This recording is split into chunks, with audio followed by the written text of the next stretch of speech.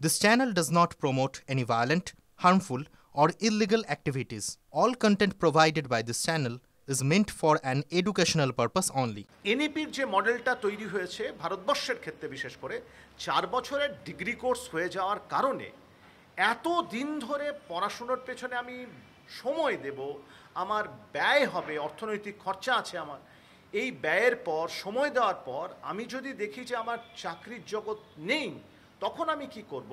আমি সাধারণভাবে অল্প সময়ের ডিপ্লোমা কোর্স যেগুলো স্কিল তৈরি করে সেই দিকে চলে যাব।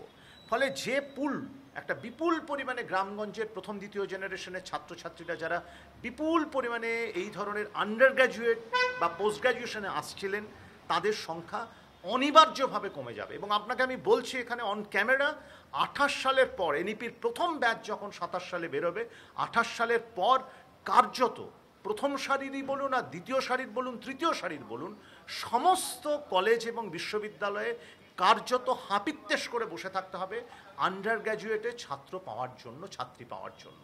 এখনো পর্যন্ত আমাদের এখানে ছেলেমেয়েরা জানে না।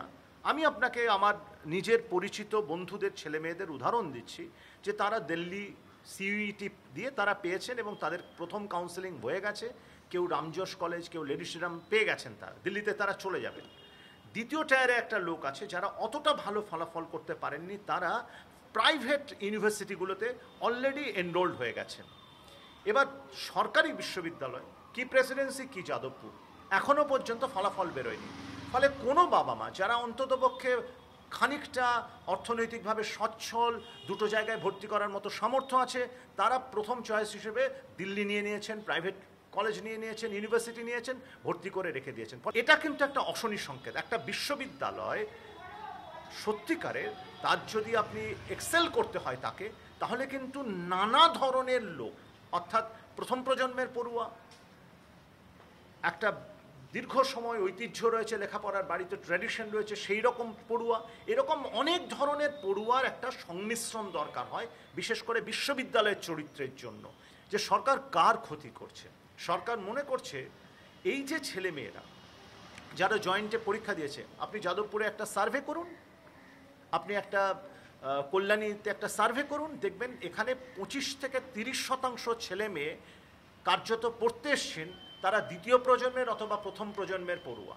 25 থেকে 30% ছেলে মেয়ে কার্যত পড়তে এসছেন, তারা দ্বিতীয় প্রজন্মের অথবা প্রথম প্রজন্মের পড়ুয়া। তাদের বাবা মারা কি করেন? তাদের 2 বিঘে জমি আছে, কেউ দিনমজুর, কেউ পরিযায়ী শ্রমিক। এরকম অজস্র ছেলে মেয়ে এই বিশ্ববিদ্যালয়ে ইঞ্জিনিয়ারিং পড়তে আসে।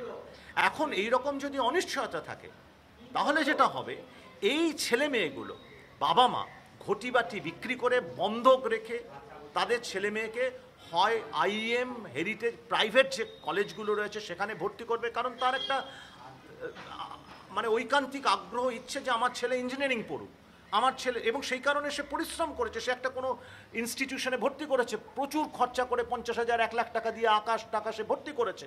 ফলে কার্যত রাজ্য সরকার একটা বিপুল অংশের যারা আন্ডার প্রিভিলেজড তাদের ক্ষতি করছে, এবং যারা সামর্থ্য আছে এবং মেধাবী তাদের ক্ষতি করছে।